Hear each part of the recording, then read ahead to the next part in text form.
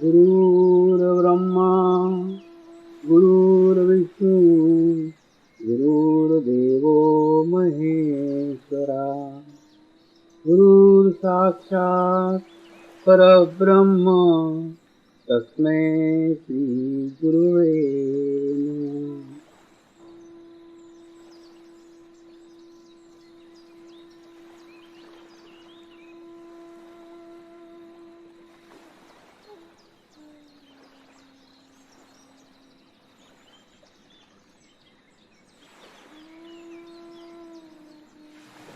मेरे साथ ध्यान की शुरुआत करेंगे।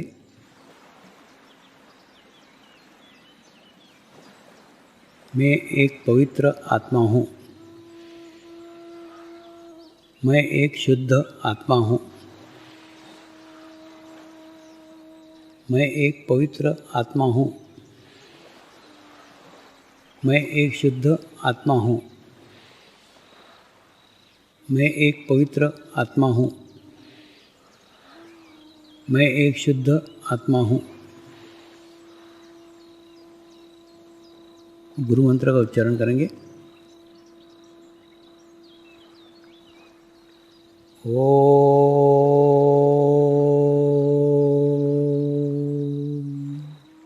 श्री शिवकृपानंद स्वामी नमो नमः। ओम श्री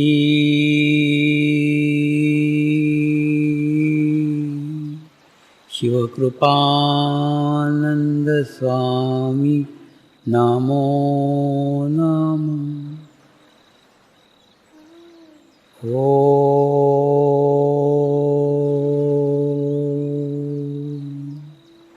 श्री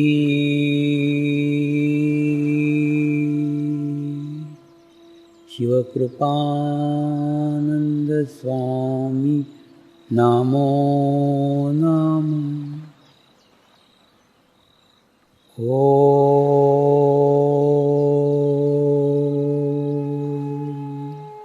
श्री शिवकृपानंद स्वामी नमो नमः। ओम श्री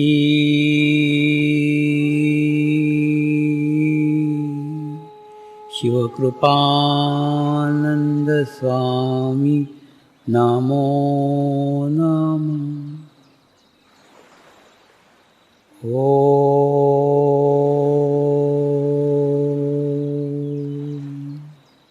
श्री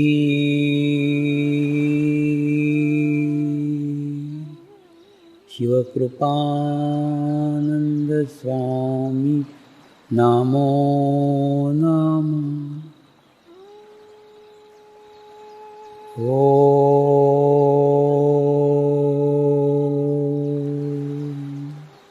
श्री शिवकृपानंद स्वामी नमो नमः। ओम श्री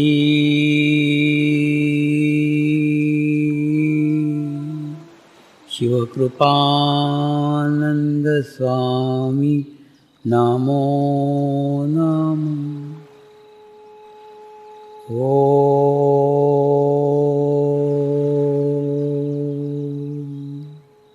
श्री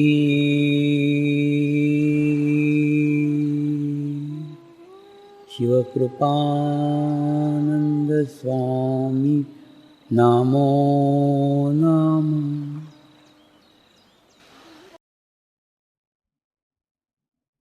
परमात्मा बहुत दयालु है। परमात्मा करुणा का सागर है। उसकी करुणा की शक्ति पे अविश्वास मत करना। उसकी करुणा की शक्ति के पूरा विश्वास करना कि मेरे से गलती हुई है, आज मेरे से ध्यान नहीं हुआ है, परमेश्वर मुझे माफ़ करेगा ही, परमात्मा मुझे माफ़ करेगा ही, मुझे क्षमा करेगा ही। ज़्यादा ज़्यादा आप क्षमा मांग लो कि परमात्मा आज मैं बहुत बिजी था, आज मैं प्रवास में था, तो आज मैं ध्यान नहीं कर सका, कृपया मुझे क्षमा कर दीजिए, कृपया मुझे माफ़ कर दीजिए। और क्षमा के शक्ति पे विश्वास रखिए। परमात्मा करुणा का सागर है, वो आपके सब गलतियों को क्षमा करेगा। मनुष्य की ना एक बड़ी तकलीफ है बड़ी परेशानी है कि मनुष्य ना दुनिया को क्षमा कर सकता है, अपने आप को नहीं क्षमा कर सकता। कई लोग हैं दुनिया को क्षमा कर देंगे, दुनिया को झेल लेंगे, चलो हो गया हो गया हो गया, चल छोड़, अपने को नहीं क्षमा करेंगे। अरे ठीक है ना, जैसे आप दूसरे को क्षमा करो वैसे अपने आप को भी क्षमा करो ना। अपने आप को क्यों कोसते रहते हो, मेरे कारण ऐसा हुआ, मैंने ऐसा, कुछ नहीं हुआ, भूल जाओ ना उसको, वो पास्ट है, जो हो गया वो पास्ट है, वर्तमान में रहो ना। और अपने को कोसते, और दूसरा जो आदमी अपनी खुद की नज़र में गिरा हुआ है वो दुनिया की नज़र में क्या उठेगा। तो तुम्हारी नज़र में गिरे हो, अरे मैं पापी हूँ, मैं बुरा हूँ, मेरे से ये हो गया। किसी से कुछ नहीं हुआ, सब भूल जाओ, क्योंकि उसको याद करोगे ना तो कभी भी आगे प्रगति नहीं कर सकते ना। कितने भी पाप किए हो, कितने भी बुरे कर्म तुमने तुम्हारे जीवन में किए हो, सब भूल जाओ। एक ही याद रखो कि मेरे जीवन में वो माँ बाप मिले जिस माँ बाप के कारण मैं आत्म साक्षात्कार की ऊर्जा ग्रहण कर सका।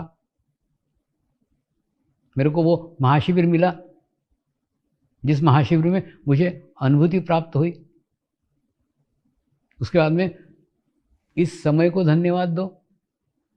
आज पूर्णिमा का दिन है और पूर्णिमा के दिन मेरे शिविर का समापन हुआ। कितने अच्छे दिन थे, कितना अच्छा शिविर था, कितने अच्छे मेरे माँ बाप थे। इन सब बातों को याद करो ना। जो पॉजिटिव है, जो अच्छा है, उसको याद करो। जो पाप किए, जो बुरे कर्म किए, सब भूल जाओ ना, क्योंकि उनको याद करोगे तो कोई प्रगति नहीं होने वाली है, कोई प्रोग्रेस नहीं होने वाला है। ध्यान करो, मेडिटेशन करो, ये सब बातें छूट जाएगी। मुझे मालूम है कई कैदी भी जेल से ये शिविर देख रहे हैं, लेकिन याद रखो सब जने बंदीवान है ना। तुम उस जेल में बंद हो, हम इस शरीर के जेल में बंद है। प्रत्येक जन बंदी है ना, कोई शरीर में बंद है, कोई जेल में बंद, कुछ फर्क नहीं पड़ता। तो आप अपने जो जीवन में अपराध किए भूल जाओ, उनको जो घटनाएं घटी भूल जाओ। लेकिन आज आपने जेल में रहते हुए महाशिविर किया, जेल में रहते हुए आत्म साक्षात्कार मिला। हो सकता है अगर आप जेल में नहीं आते तो आत्म साक्षात्कार नहीं मिलता। आप भी कहीं बाजार में घूमते रहते, आप भी कहीं व्यवसाय में बिजी रहते, आप भी कहीं दुनिया के अंदर खोए रहते हैं। आप जेल में हो इसलिए महाशिविर मिला, जेल में हो इसलिए आत्म साक्षात्कार मिला। कितनी बड़ी घटना, कितना बड़ा आयोजन परमात्मा का है कि आपको जेल में डाला। अरे बाबा, आपको जेल में नहीं डालते तो आत्म साक्षात्कार मिलता क्या? आपको इस जेल में आत्म साक्षात्कार मिलने वाला था, इसीलिए आपको जेल आना पड़ा। कितना अच्छा सुअवसर। जेल में भी सकारात्मक देखो ना।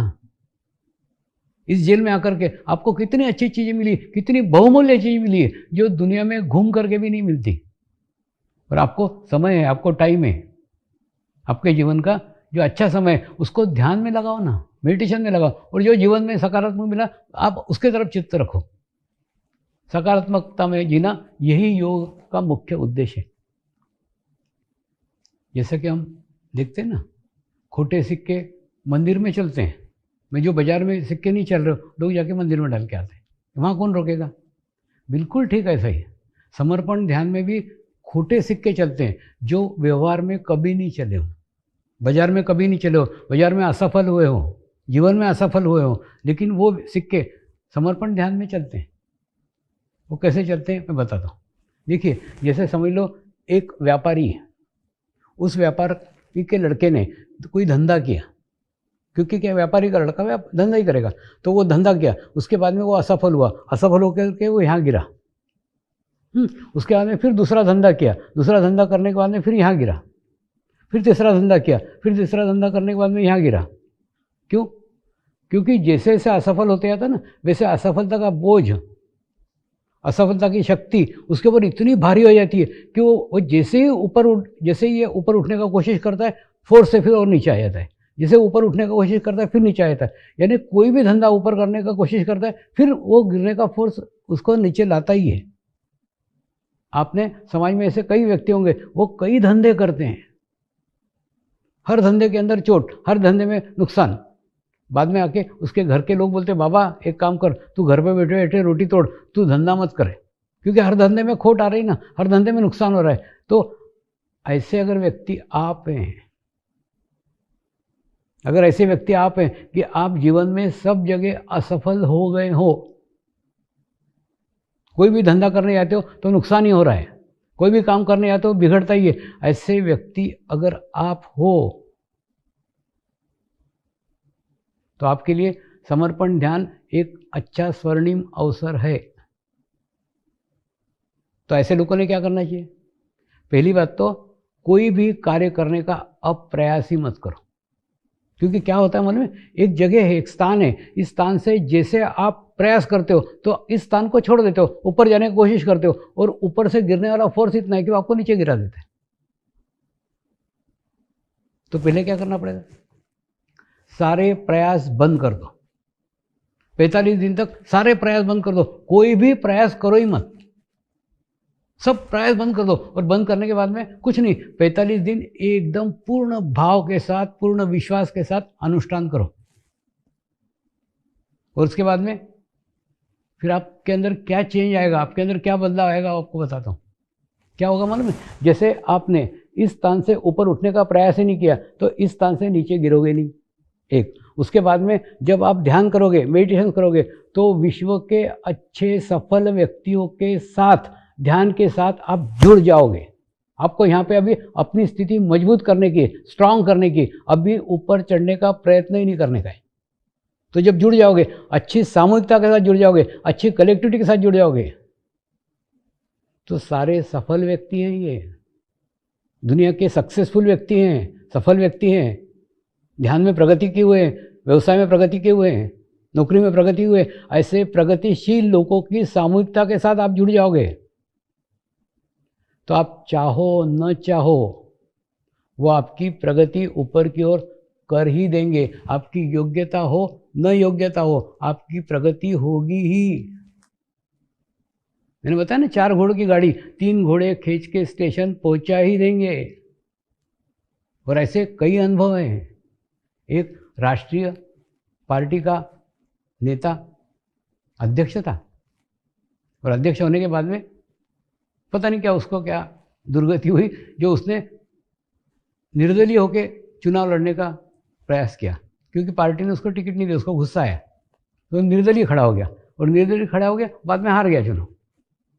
और चुनाव आने के बाद में फिर उसका वैराग्य आ गया, राजनीति से वैराग्य आ गया, राजनीति नहीं चाहिए, एकदम खराब है, मैंने इतना किया पार्टी के लिए, पार्टी ने मेरे को टिकट नहीं, बहुत दुनिया भर का बड़ा कर रहा।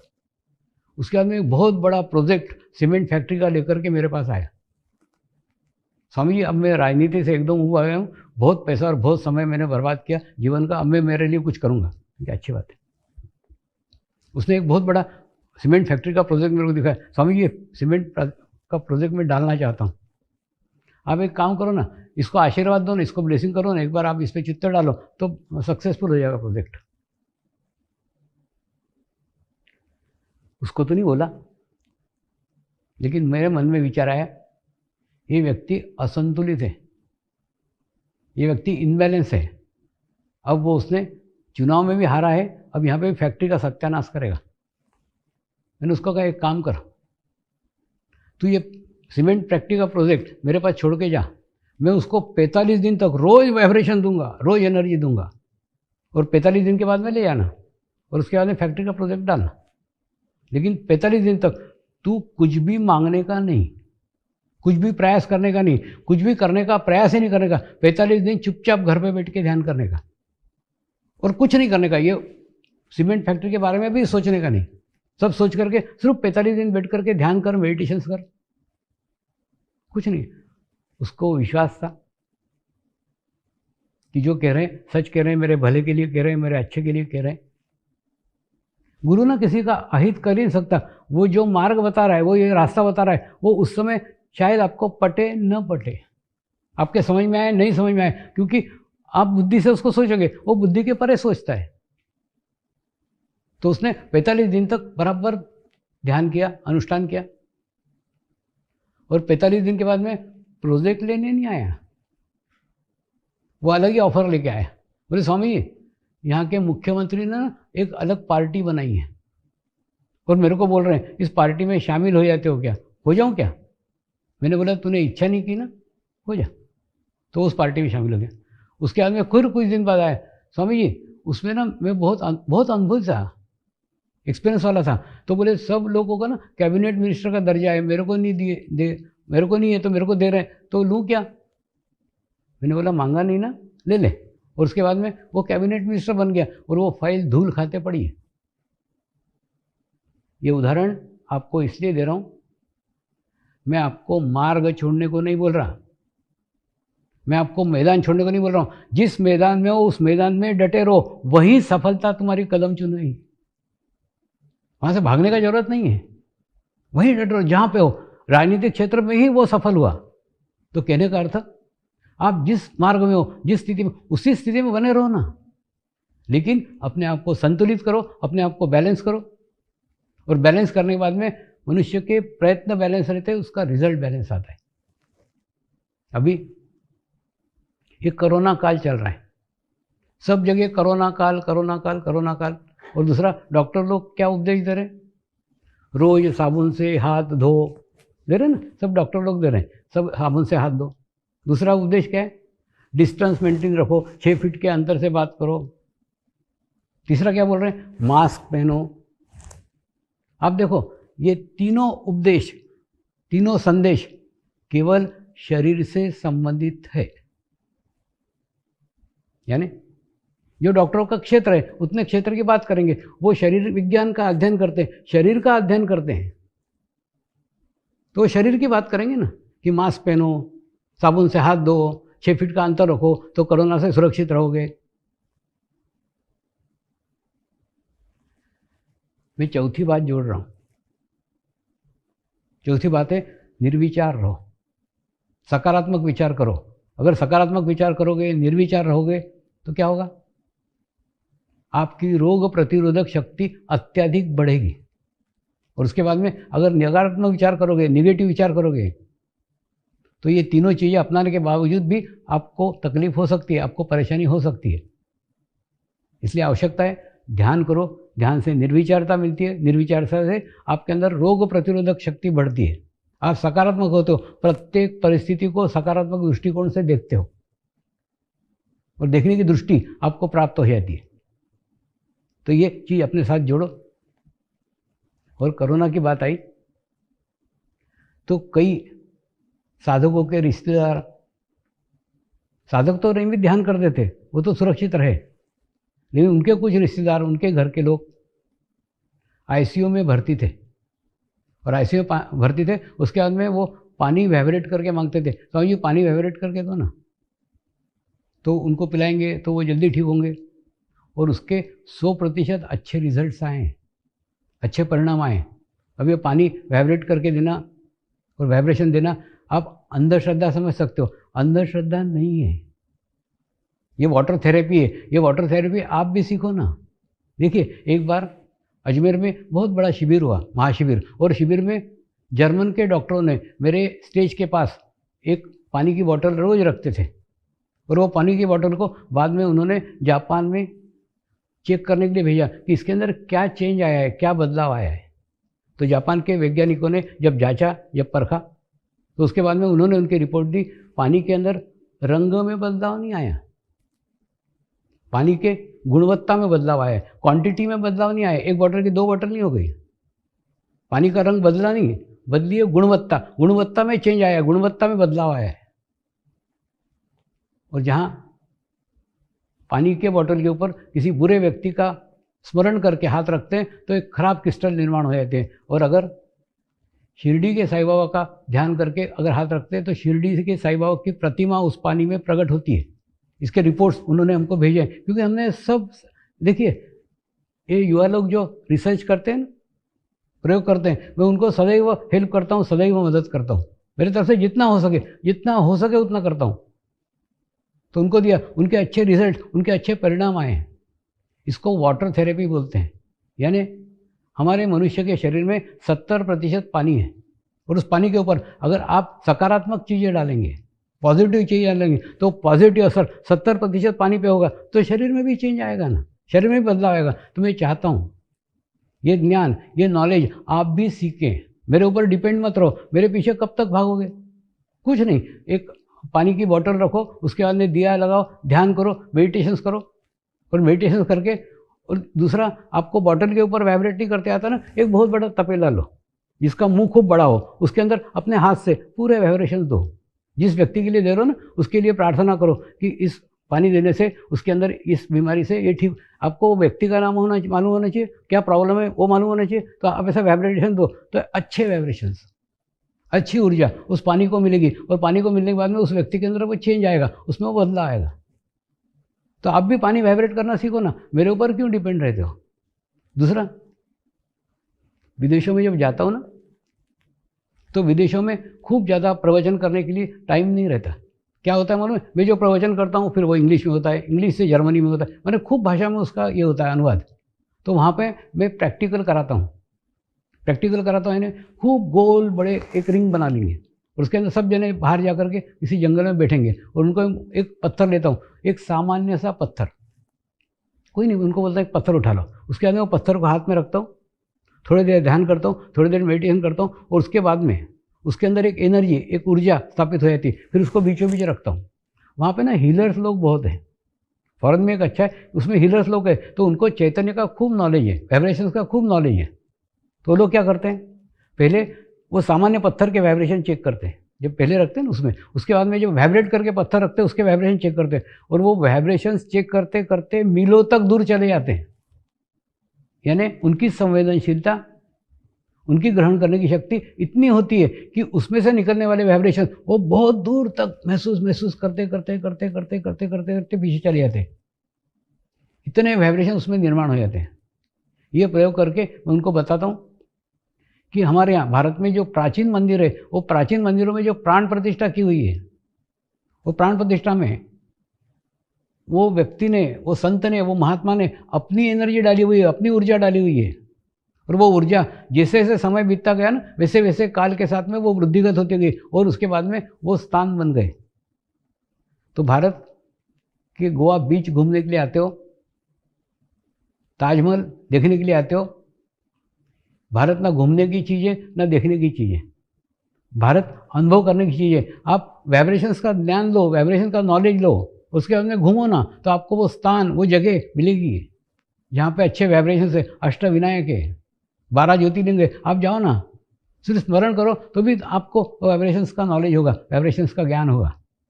तो कहने का अर्थ, उनको वो पत्थर से समझाता हूँ। दूसरा, एक ही कंपनी के 2 पानी के जार लेते हैं, एक पानी का जार से सबको पानी पिलाते हैं कि इसका टेस्ट अपने साथ याद रखो कि ये टेस्ट क्या है। उसके बाद में फिर दूसरे जार के पानी को वाइब्रेट करते हैं, और वाइब्रेट करके उनको देते हैं। अब इसके अंदर क्या चेंज आ रहा है, वाइब्रेट किए हुए पानी में क्या चेंज आ रहा है, क्या बदलाव आ रहा है, पहले का पानी क्या था, अभी का पानी क्या है, क्या चेंज है। तो इसमें भी ना 3 कैटेगरीज हैं। पहली कैटेगरी है कि लोग बोलते हैं ये थोड़ा मीठा लग रहा है, यानी वो शरीर के स्तर के ऊपर है। उसके बाद में कुछ लोग रहते हैं, वो अपना अनुभव बताते हैं, इससे थोड़ा एनर्जी लग रहा है। और तीसरे जो लोग रहते हैं, खूब ज़्यादा रिसीविंग वाले रहते हैं, खूब ज़्यादा संवेदनशील रहते हैं, वो बोलते हैं सहस्त्रार पे स्पंदन होना प्रारंभ हो गया। यानी एक ही पानी, लेकिन एक ही पानी को पीने से अलग अलग लोगों को अलग अलग अनुभूतियाँ होती हैं। ऐसे शिविर विदेशों में किए जाते हैं। तीसरा, खूब दूर जाकर के एकांत में एक जगह मैं बैठ जाता हूँ, कुछ नहीं, मैं बैठे रहता हूँ शांत होकर, और उसके बाद में उनको बोलता हूँ एक 10 लोगों की रो बनाओ, और उसके बाद में मेरे और आना चालू करो, और मेरे और आपके बीच में दूसरा नहीं आना चाहिए। यानी इतना डिस्टेंस रखो कि आपके और मेरे बीच में कोई आना नहीं चाहिए। और उसके बाद में आप धीरे धीरे हाथ करते करते करते करते करते मेरी ओर आओ, तो आपको 7 जगह 7 लेयर्स महसूस होंगे, 7 जगह आपको लगेगा। जैसे अपन एखादे बलून को लेते हैं ना और ऐसे दबाते हैं तो कैसे एकदम बाउंस करता है, उसी प्रकार से उरा के लेयर आपको पीछे की ओर ऐसे ढकेलेंगे। जैसे आप पास आओगे पीछे की ओर ढकेलेंगे। ऐसे 7 जगह 7 लेयर्स आते हैं। ऐसे शिविर विदेशों में करता हूँ। यहाँ पे भारत में वो संभव नहीं है। संभव नहीं है क्योंकि जब भी शिविर की बात करते हैं ना, एकदम हज़ारों लोग उसके लिए तैयार हो जाते हैं, तो शिविर ही कैंसिल हो जाता है। अभी जर्मनी में हुआ तो 450 लोग थे, ये सबसे बड़ी संख्या थी। इतनी बड़ी संख्या में कभी भी इस टाइप के शिविर नहीं लिए। भारत में रहते तो खूब बड़ी संख्या थी, लेकिन जब जैन मुनियों के शिविर लेता हूँ तो ये अनुभूतियाँ, ये अनुभव जरूर उनको कराता हूँ। और जैन मुनि भी आराम से 3 4 5 चक्र तक पहचान जाते हैं, वाइब्रेशंस पहचान जाते हैं, स्थिति पहचान जाते हैं। तो कहने का अर्थ ये ना एक अलग मार्ग है, ये अलग एक दुनिया है, एक अलग जगह है। आध्यात्मिक जगत ही अलग है। तो आध्यात्मिक जगत में आध्यात्मिक अनुभव है। प्रार्थना करेंगे। हे परमात्मा, हम सभी पवित्र आत्माएं आपको हृदय से प्रार्थना करते हैं कि सारे विश्व में शांति हो, सारे विश्व के आत्माओं की आध्यात्मिक उन्नति हो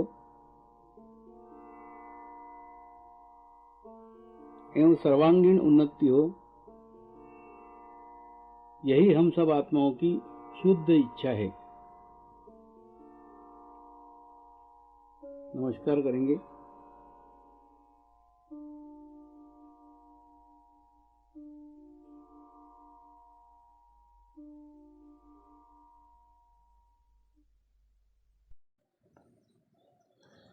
हे परमात्मा,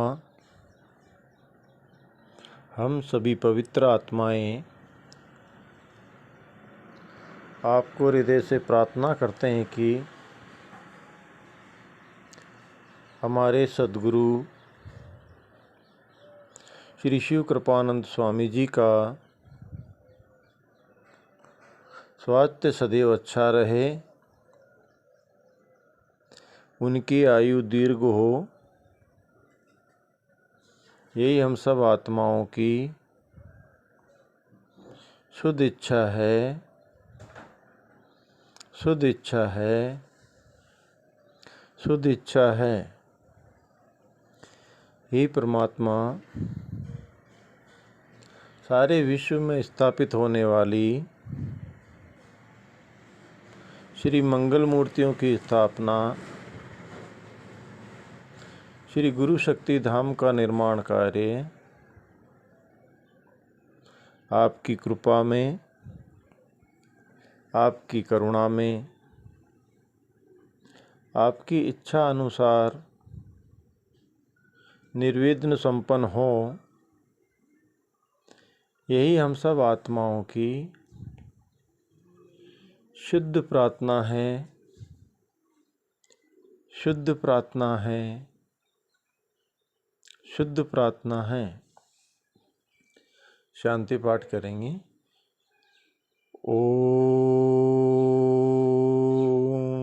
ध्यो शांति अंतरिक्ष ग्वम शांति पृथ्वी शांति आपः शांति औषधयः शांति वनस्पतयः शांति विश्वे देवाः शांति ब्रह्म शांति सर्वगं शांति शांति एव शांति सामा शांति एधि ओम शांति शांति शांति सर्व इष्ट सुशांति भवतु।